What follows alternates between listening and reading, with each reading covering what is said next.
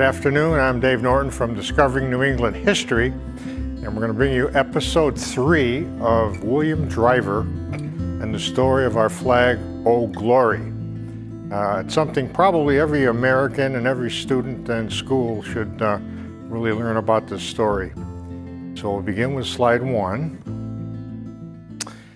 Now you're saying, what are we doing here? We started with Oh Glory, William Driver up in Salem, Massachusetts, and he became a sea captain, and he sailed all around the world twice.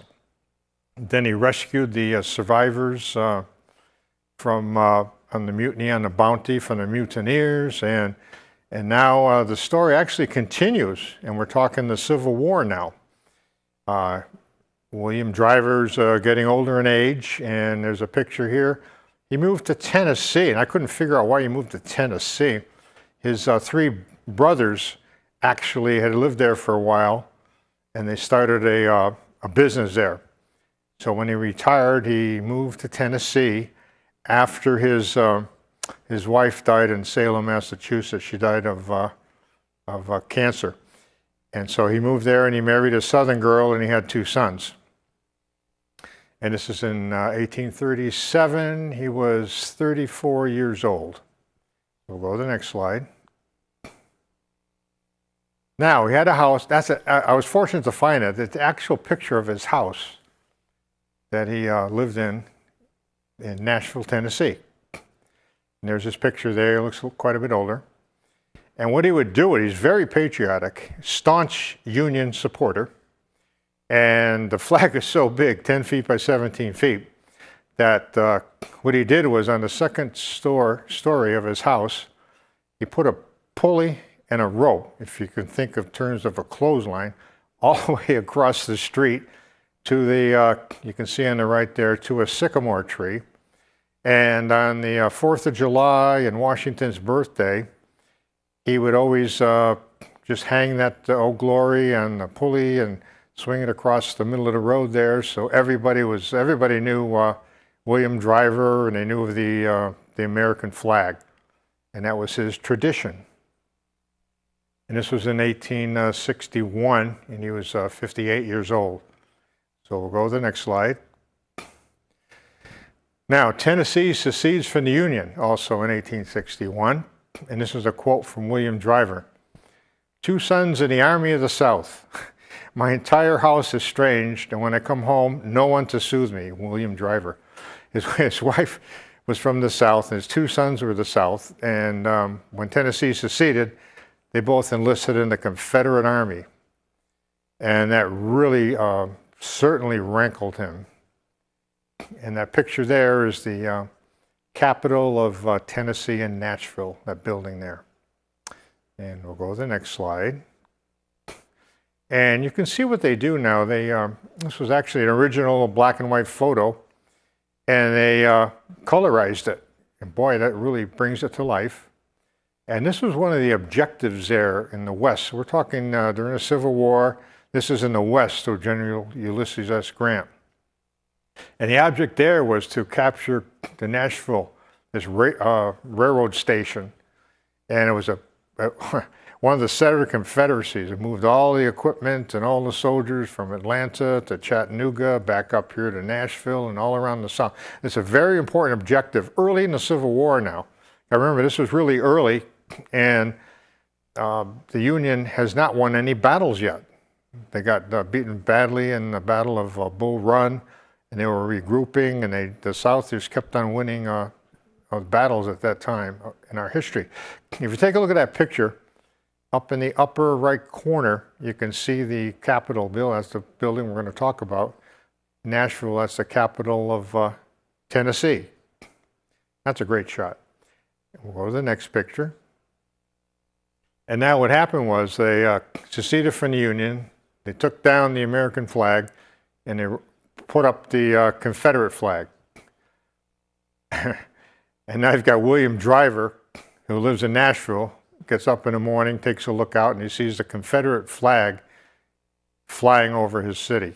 So we'll go to the next slide. And of course, that was really important. You can see there they had a Confederate currency down there. one of the early ones, $20 bill. You can see there's a capital of Tennessee on it. And that's the Old Glory, the flag that he carried around twice around the world with a ship. And there's the governor of Tennessee, H.M. Harris. And as soon as the South seceded, he ordered the Confederate Army to confiscate William Driver's Old Glory flag. So we'll go to the next slide. Now, what they did is they, unannounced, they raided William Driver's house in Nashville. And this is the first, actually, quote of that time. And this is what he said. They pounded on the door. William Driver came to the door, opened it up. He demanded his American flag, Old Glory. And he stood right there and he said, "Gentlemen, if you're looking for stolen property in my house, produce a search warrant." They didn't have one, so they left. Now, the governor was really upset about that. A couple days later, they sent him back, and they were armed with rifles and pistols. And they went right through his house, took the furniture outside, went everywhere looking. And this time he said, "If you want my flag, you'll have to take it over my dead body. I'm not going to tell you where it is." So they actually left. They never got Old Glory. And you can see that picture there. That's amazing. And we'll go to the next slide. Now, where did he hide it? Well, he's pretty smart. Old Glory, he had the quilt on the end of his bed. He opened it up, sliced it open, and put the flag inside the quilt and then sewed it up. And they went through everything in his house, and they could not find that flag. This is a true story. And we'll go to the next slide. Now, during this part in the Civil War, got to remember, the Union hasn't won any battles yet. So they sent General Grant out west, and he had all these gunboats. You can see the pictures on the right. And they steamed right up the Mississippi River, heading towards Tennessee. And so the Mississippi River went, and then it merged onto the Tennessee River, and then the Cumberland River. Of course, Nashville is right on the Cumberland River. That's what their target. So that's a great picture there, going up the river, and they were shelling on any artillery pieces that are on the shore. Kept on going, and the boats were full of Union troops. We'll go to the next slide. And they came at this Confederate garrison. There's the Cumberland River, called Fort Donelson. And it's on the Cumberland River. This is the 14th of February, 1862. And that's what it looks like today. They've kind of restored it pretty much. So you can always envision these gunboats coming up here, and they had to take Fort Donelson. And the Confederates reinforced it. And it was one of the first major battles after Bull Run in the Civil War. So we'll go to the next slide. And this is a great painting there. They shelled and shelled Fort Donelson, the Confederates, right there, right from the shore. And the Confederate Army retreated, and they captured Fort Donelson. And of course, all the papers across in the Union, they were all excited all about this. We finally got our first win. A lot of people don't know about that. It's not really a major story, typically in the Civil War. So we'll go to the next slide. And so they kept on going. They pushed the Confederates all the way back to Nashville. And they kept on sending in reinforcements, and General Grant was in overall command. And we'll go to the next slide. Now, Nashville had all these railroad lines coming in from all different sides across the Cumberland River. And so they all withdrew to Nashville. And so to impede the Union Army, what they did is they burnt all these railroad bridges. You can see a couple of depictions there. On the left, there's a covered bridge with 2 railroad tracks running through it. And on the right, you've got another bridge, and you can see that it was the sentry posts up there. It was armed. They burnt all these down and stayed and regrouped in Nashville. So we'll go to the next slide. Now, the tide was turning here out in the west, and they knew they didn't have enough troops there in Nashville. And this is a great painting, and you can see the Confederates, this is part of their cavalry, retreating from Nashville. And you can see right up in the center of the picture on the top, there's that Confederate capital of Nashville, actually the capital of Tennessee. So we'll go to the next slide. And there it is. That's a great close-up. Now, General Grant had the Union General William Bull Nelson. He was in charge at that time, on one of his generals, and he had him capture the Tennessee capital. And there's a picture that I researched and found of William Bull Nelson. Not many people know about him. So he was the one that captured the Tennessee capital, if you will. We'll go to the next slide. Now, you're saying, what's this got to do with William Driver? Well, every day he would look out and he'd see that Confederate flag on top of the Nashville, which is the capital of Tennessee, and it really, really rankled him. So he grabbed one day he grabbed his quilt, folded it up, tucked it on his arm, and headed for the Capitol. This is after the Union took it. And this is actually the quote right there, which goes down in history. He came up to the officers at the Capitol and he said, "Who is the general in command? I wish to see him." And they're looking at him. Who is this guy? He's 58 years old. He's kind of small in stature and holding a bed quilt of all things. They were giving him a hard time, essentially. And then I guess the general overheard the conversation and said, "Well, let's hear what he has to say." So he stood there, and this is what he said. "This is the flag I hope to see hoisted on that flagstaff in place of that damned Confederate flag set there by that damned rebel governor Isham Harris." He was still upset about the Governor Harris. "I have had hard work to save it, and my house has been searched more than once." Captain William Driver, 1862. Now the story gets even better. He stands there and he pulls out a knife from his pocket, and they're wondering what's going to happen here. Takes the bed quilt out, and he has the knife there, and he starts slicing all the stitches. And they're saying, "What in the world is he doing?" Everybody's quiet. Then he starts pulling out Old Glory. And it was amazing. He said, "I want this flag." He said, "You got an American flag there, but it's very small." That's all they had when they took the city. Very small, 4 feet by 6 feet or something. And he says, "I want this flag flown over the Capitol." And so the general looked at him, told the Union Army, he said, "Raise this flag up." And that's what they did. They raised it on the top of the Capitol. So we'll go to the next slide. And that's sort of a great depiction there. The 6th Ohio Infantry was a regiment that actually was surrounding the Capitol. And when the flag went up, "Oh, Glory" is raised over Tennessee Capitol, everybody cheered and saluted. And that was the first Confederate capital to fall and taken over by the Union in the Civil War. Now that made all the papers. A lot of people don't hear about that anymore. That was the boost Lincoln really needed in the West. He finally got the capital of Tennessee, and they made the newspapers all across the country. This young man here, or older man here, William Driver from Salem, Massachusetts, hoisting the flag. So we'll go to the next slide.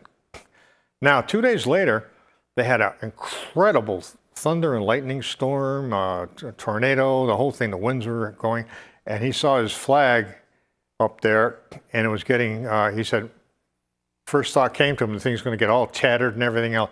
So he goes, he goes all by himself up to the Capitol, climbs up the stairs, He says, I got another flag, he says, I have, and I'm going to, I got to replace that one. That meant too much to me. So he climbs up, he gets out there in the cupola, climbs up the side to the top of the Capitol, pulls the small American flag down, actually the Old Glory, the 10-foot by 17-foot flag, folds it up, and hoists the new flag. So here's a fella, sea captain from Salem, Massachusetts, replacing saving his flag, Old Glory. Important part of history. We'll go to the next slide. Now, after he was really getting older now, he gave his flag, Old Glory, to his daughter in July of 1876. Of course, the war is over now. And this is what he said. This is my old ship flag, Old Glory. I love it as a mother loves her child. Take it and cherish it as I have always cherished it, for it has been my steadfast friend and protector in all parts of the world. Signed, William Driver. And so she protected it for quite a few years. And we'll go to the next slide. And that's where he's buried. He's actually buried in Nashville. And when I went on vacation, I took the family and the kids to Nashville, because I was, of course, interested in researching the Civil War.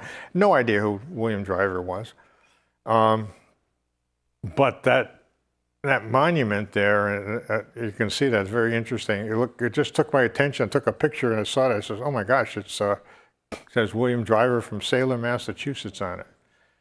And that's how I got started on putting this story together. So we'll go to the next slide. Now, when his daughter got older in 1922, she went up to the White House and she gave the Old Glory, told all the story about it, to President Warren G. Harding. And there he is, President Harding. And President Harding really was really taken, he really, it meant a lot to him. He said, this flag really means a lot to our country. I really appreciate this donation. So we'll go to the next slide. And so he's the one in 1922 that placed it in the Smithsonian Institute in Washington, D.C., and that's where it is today. And there's a picture of the Smithsonian. Of course, on the right there, you can see the Washington Monument. And that's where it is. It's one of the most important and significant American flags. And of course, William Driver is the one that named it Old Glory. When we talk of Old Glory, of course, we sort of today refer to all the flags and wondered how it got named. So we'll go to the next slide. Now, there's a picture of the flag on the lower right corner. They did a special on it on a History Channel, I believe. You can see the size of that flag. There it is. And today they are actually trying to restore it because it's gotten pretty old. And you can see that kind of a flag. You can imagine that stretched from his house across the street on a clothesline. That's amazing. Now, the history of the flag. Number one, it was made in Salem, Massachusetts in 1824. Number two, Captain Driver first named the flag Old Glory, also in 1824. And it was flown on his ship, the Charles Doggett, twice around the world, and we described that in a previous episode. And it rescued the descendants of the HMS Bounty, the mutineers from, they were stuck in Tahiti, had no way to get to their original island of Pitcairn Island, 1831. And then he flew it over the capital of Tennessee when the Union Army captured Nashville in 1862, which of course was the first Southern capital to fall in the Civil War. And of course now it's placed in the Smithsonian in 1922. So we'll go to the next slide. And I wanted to show this that's a large picture of it here. And you can see it's got, at that time, it's got 34 stars. That's when they hoisted it in Nashville. And if you can see where all the stars are over in the upper left there, on that corner where all the stars are in the bottom, you can see there's a symbol there, and there's what he had sewn in was an anchor. That's what makes this flag very distinguishable from all the other flags. And he put the anchor in there because he was a sea captain from Salem, Massachusetts, and going to sea was a huge part of his, that's who he was, and that was his history. So there you can see that anchor there, and that's the flag. That's the one they're restoring now at Smithsonian. And if you go to the next slide. It's also commemorated here. There's a couple of commemorative envelopes, first day of issue. And of course, there's a picture of Captain Driver when he was young and then when he's got older. And on the top, it says, "Oh Glory." And they showed a picture of Captain Driver from Salem there with the "Oh Glory" flag. And then the bottom, here's another one where they're hoisting "Oh Glory" up. And those are on the official first day of issue that a lot of stamp collectors really like having in their collection. And we'll go to the next slide. Now, this "Old Glory" is one of the original historical flags in the United States. And I did a little research. I said, well, wait a minute. I read where this flag "Old Glory" at the site in Nashville is one of only a few flags authorized by Congress to be flown 24 hours a day, 7 days a week, rain or shine. And I said, well, that's interesting. I wonder where some of the other ones were. So I'll just give you a little bit of history here. Here's another one of the important flags. The Revolutionary War, the Lexington Green in Massachusetts. That flag by Congress is always up. It's always flying. We'll go to the next slide. And there it is. There's Lexington. There's the Minuteman Statue, and there's the American flag. And we'll go to the next slide. Now we go down to Pennsylvania, where General George Washington was at Valley Forge. That's a tremendous painting right here. And that flag is authorized by Congress to be flown 24 hours a day, rain or shine. And we'll go to the next slide. And there it is, Valley Forge, Pennsylvania. I actually visited that when I was in the service. I would travel a lot of states around the South, hit every historical site I could. That was my hobby on weekends, and I guess it kind of paid off. So we'll go to the next slide. And this one here, I know didn't make. I was in that area, but I didn't stop here. It's called the StarSpangled Banner Flag House. That's once again 24 hours a day.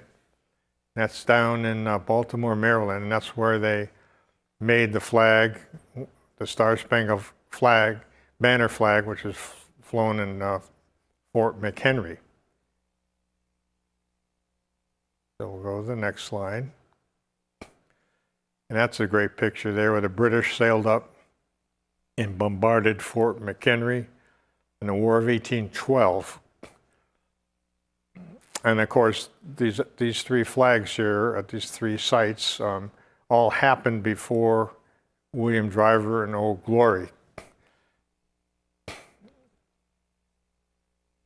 And we'll go to the next slide. And there it is flying here, and that's Fort McHenry, Baltimore, Maryland. And that's once again flown every day. And we'll go to the next slide. And this is a close-up I took. This is a great shot there. He designed his own at his gravesite there in Nashville. And if you can read on it, the sign is right next to that. William Driver, captain of seagoing sailing vessel from Salem, Massachusetts, lived in Nashville in his later years. It was his flag, which he called Old Glory, that was raised over the state capitol when federal troops captured Nashville in 1862.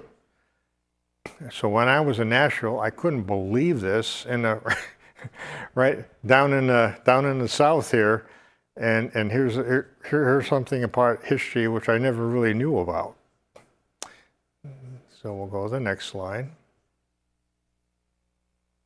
Now, in recapping here, Captain Folger, he's the one from Nantucket, Massachusetts, and he's the one that got lost and ended up at Pitcairn Island. He discovered Pitcairn Island in 1808. This is on the Mutiny and the Bounty, where the mutineers were.